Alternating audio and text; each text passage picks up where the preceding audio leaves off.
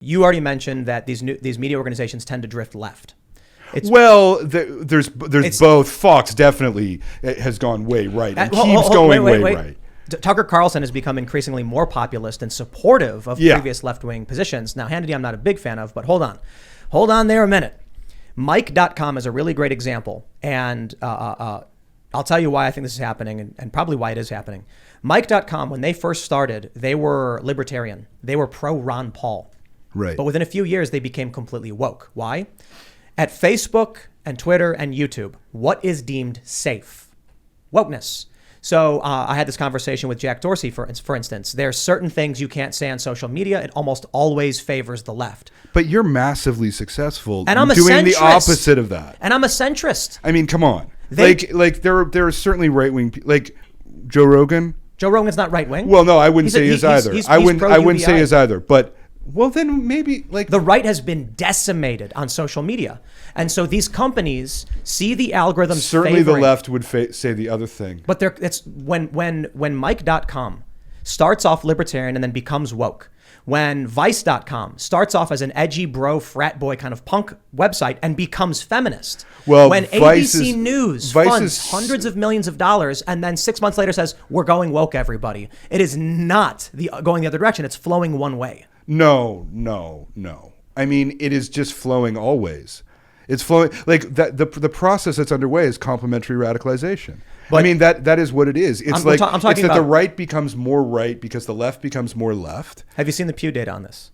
Well, yeah, but the Pew data, unequivocally supports the radicalization online as being a right-wing phenomenon. Except stochastic Pew terrorism shows would be that. That the Republican Party has moved on a scale of 0 through 10, with 0 being left and 10 being right. They've moved 1.5 degrees to the right since '94, and the left has jumped 3 points. Yeah, but it depends. It depends also if you check the racial resentment numbers, which spike hugely for Republicans, right? So they're different. There are a whole bunch of ways of reading those numbers. What are those numbers? The racial resentment. Yeah, what's that? So racial resentment is it's a pretty complicated sociological thing. It's a bunch of different factors, but it's like it's not necessarily racism per se. It's whether you feel threatened. And so that number, rather than being an ideology, rather than being a ideology as in I am a racist, it is how you feel about certain aspects of life. And those numbers were identical for Democrats and Republicans in, I think, 1990. And then they, again, don't quote me on that. But I want to address the semantic. Yes, because I would really we're here, we're doing this show. People are listening to it right now. What are we doing to prevent semantic breakdown? Well, I don't know. I mean, having a conversation that clarifies definitions like Marxism, for instance, is probably helpful. Right. Racism has come to mean completely different things. Well, that's essentially I don't know that I've been doing this for so long that I try to stay extremely precise in all the terms. Like, as you said, I don't like to use terrorism unless it is actually the technical definition of terrorism. I like to use part of the book, because this stuff is so fraught. I want to have the terminology exact. Like, what is civil war? What is civil strife? What is so on? Well, I think you can be, but it requires a certain amount of loss. It requires a certain amount of loss of force in your argument. For sure, it does. The left, humility, man. The left and the right. The right has a traditional view of language, like we use words that mean things they meant 20 years ago, and the left has redefined things for the most part. Well, the left is involved in a language etiquette that is totally destructive and just is self-consuming, as I said. There was a well, I mean, as Marx said in the German ideology, there was a man who thought, if I define river differently, no one will drown. Right. And that's what the left has become, where they think that definitions will change reality. I have a good example of what I think is contributing to the breakdown and why I think there's no solution. I feel like many on the right are looking for an anchor. Just tell me where we stand and where we are, and I'll try and figure out what's going on. Whereas the left just says, I will do as the tide flows. So the example on this is... But the left eats itself. Well, certainly they're a swarm. But that doesn't mean they go away. Let me finish this point. Sorry. Well, nobody goes away. I mean, if people went away, it would be easier. The point I was going to make is I saw a meme recently where someone was talking about vaccines. And then someone responded They said someone made the meme about seatbelts. They were like, "Oh, we should ban seatbelt mandates," and someone said, hate to break it to you, but seatbelts aren't intended to prevent an accident. They're to reduce your risk of injury in the event one happens. And then all of the people on the left started laughing, saying, "How stupid do you have to be? That's literally what vaccines do." The problem is, for people on the right, Joe Biden came out publicly and addressed the nation saying vaccines prevent transmission. And Dr. Fauci and they all said something very similar. Now, I understand science changes, but it's very difficult to latch onto something if it goes back and forth. So people. Well, I mean, we're dealing like the situation with like this is a chaotic moment of real chaos. But this is not that has nothing to do with semantic chaos. No, that has to do with the fact of trying to figure things out. Also, suddenly there's Omicron. Suddenly, I mean, people are doing this on the. Well, that's just. Stuff happens. Like you're just trying to figure out what the hell happened. I am not saying, fault on either side on this. What I'm saying, one of the things that is causing a divide is people have different tolerances for a change in information, or they have expectations. That's possible. Although it seems to me like the radicalization is happening, at the same level and happening. And don't you feel everyone's out there looking for an anchor? I mean, God knows the people I talk to on the left are desperate for some kind of stability. I mean, that's the one hope I have is that, the chaos has become so intolerable to people that they need some kind of they really start to crave structure. They're scared to step through the fire. So again, to throw it back to Jussie Smollett, for instance, Covington kids, big cultural moments that were absolutely wrong. For a lot of people that, we've even had on the show, they've said, this was the moment I said, I just can't live this way anymore and I need something solid. And so I said, I can't trust these people who keep lying to me, and I look for something else. I mean, those are very specific moments. Like, what's the technical term for the fallacy where you take one example and exclude it to everything else? I mean, everyone has their example. God knows there's enough level of tolerance. God, there's enough chaos out there. There's enough nonsense. But why take because they one? never apologized. They never admitted it. See, I think not to be too much of a salesman, you actually have a lot of information about this that I don't have. But I think what I try to do in my book is go 30,000 feet in the air. I think your book provides a lot of information I don't have, and people. Yes, I think it does. Yeah. But to go I think we need some perspective on this stuff. Like Jussie Smollett is not a major incident in American history. It's a grain of sand in a heap. That's a really good way of putting it. But it was a joke.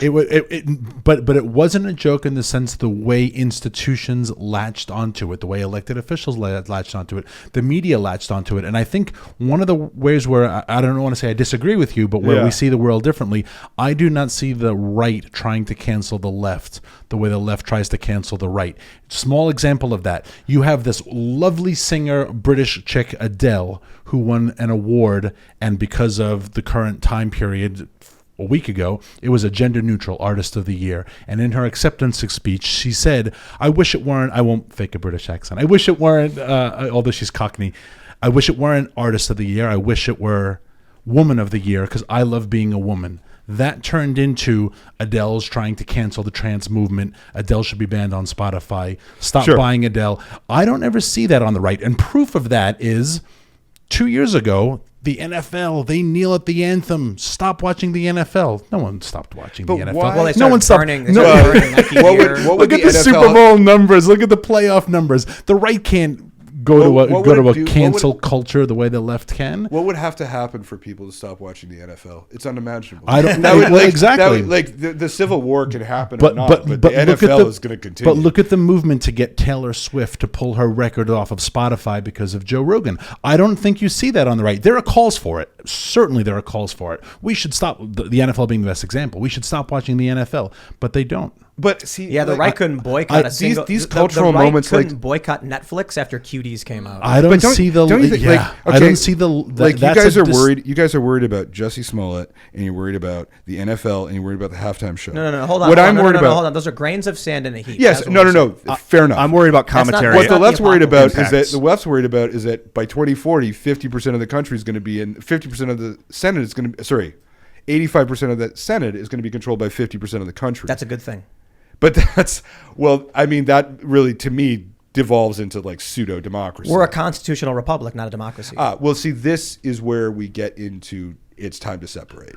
Because like I think there are two visions of America. One is a constitutional republic, a settler republic, and the other is a multicultural democracy. And I think they are fundamentally irreconcilable. I agree. And they're actually you need two countries, because like the time has come for like these are both visions that have their merits and they have their demerits, right? But certainly I am on the side of multicultural democracy all day, forever. That's where I come from. You mean like 51% decides the law? Yeah, with minority protections. Yeah, what's a minority protection? Yeah, what's it? Well, those are by law. So those are not. Well, I mean, if you actually want to know what I believe, it's the Charter of Rights and Freedoms of the Canadian Constitution, which is incredibly specific and was written in 1982 and contains all of this beautifully articulated in a simple way. But my point really here is like whichever side you're on of this, these two countries can't coexist. Like it has to be one or the other, and it really can't be both. I'd like to see people democratically choosing where their tax dollars go, but also having some sort of republicanism. That's a good point. Oh, that would be an idea of an amalgam. America has been an amalgam. America's a massive contradiction, and the beauty of America, its great gift, has been its capacity to hold contradictory ideas at the same time. Like that is the glory of America, and that's because it's a constitutional republic, it's able to. Well, I think actually it's. When you go back to the original Constitution, it contains a whole host of political ideas that are in conflict, and also, it believes in struggle as it believes in disagreement. I mean, that's the amazing gift of the American Constitution, is that it believes that you don't need unity, you need disagreement to get to the best answer, right? But that only works if you have a concept of yourself as a unified whole.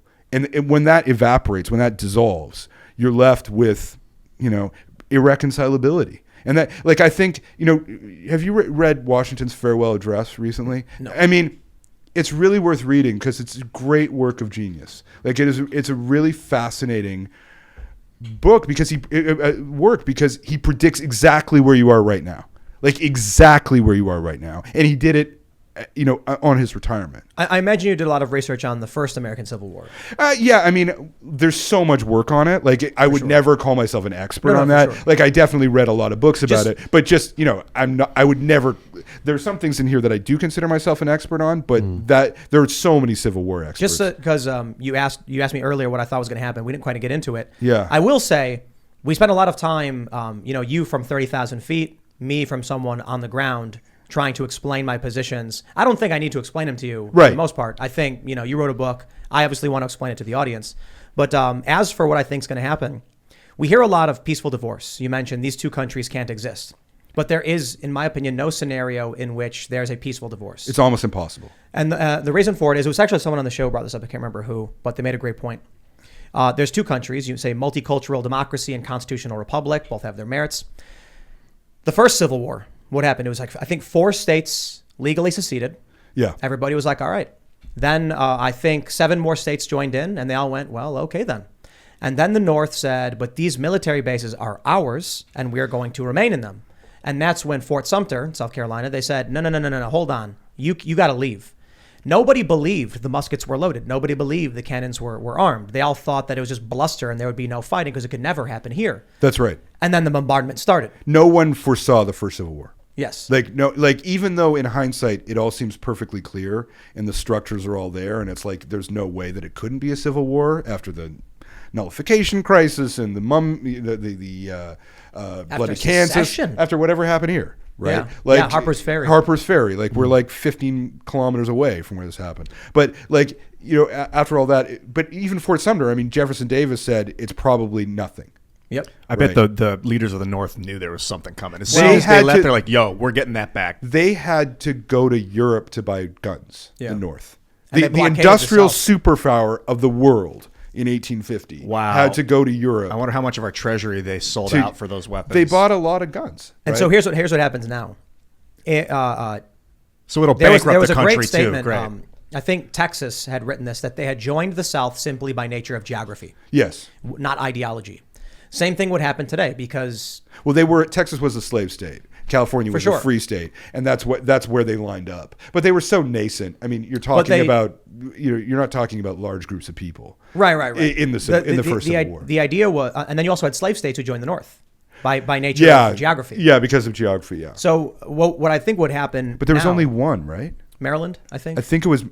I think West Virginia too. West Virginia was not a slave state. West Virginia seceded from Virginia. Virginia, right? Okay. So what would happen today is you would likely have New York, Illinois, California, maybe Washington, maybe Oregon. You write all that stuff, I imagine. I'm going to show you the map that I got. I want to know. I want to know whether you think it's reasonable.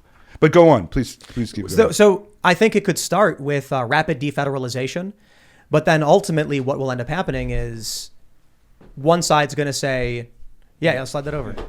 One side's, what's the page number? 218. 218. One side's going to say, let me grab this book. Hey, those nukes, those weapons, those resources are ours and we want them. The other side's going to say, sorry, no dice. Fighting starts. Well, the problem is, like, to negotiate a settlement, you need goodwill. Right? There are countries that negotiate separation, like Czechoslovakia, where they do negotiate it in goodwill, and that's what happened with Norway and Sweden. Yeah, tell me what you think of that. I mean, that is not a... I wonder what the best way to show this is, actually, because I wonder if, like, is there... So... I can't zoom in can't on really you. see it. Well, it's basically the northeast, and then the south and Midwest, and then California to Oregon, and then Texas. Have you seen the poll? I think it was YouGov data showing the 5 different regions of the U.S. You've got the Midwest, South, and they were all basically saying, let's break off. You know what you will really like in that book is the psychometric data, which is like different personality types by region, which is actually fascinating and like goes to really deep-seated structural differences between these groups. But the one that I had only had 3. I like how Texas just goes back to Texas. Well, Texas, like they have a very active nationalist movement that's quite together, and also Texas would 100% work as a country. Right? What do you think? You think it's close? I think you're close. The only issue is I think it ends up with a bunch of war. Well, the problem is that, first of all, to negotiate a settlement, you need goodwill, and then the UN, to negotiate with the UN, which I know sounds ridiculous, but you can't. No one will land in an airport until you have UN agreement that you're a separate country, is really, really hard, especially with a country that has security Security Council placement. So it would be incredibly difficult. Thanks for checking out this segment from the Timcast IRL podcast. If you want to watch live, you can check out this channel Monday through Friday at 8 p.m. And don't forget to smash that like button, subscribe to this channel, and if you want more unfiltered and uncensored content with all of these guests, go to timcast.com and become a member. All of these guests you know and love in exclusive segments on our website where we are unrestricted in what we talk about, so you'll definitely not want to miss it. Thanks for hanging out. We'll see you all next time.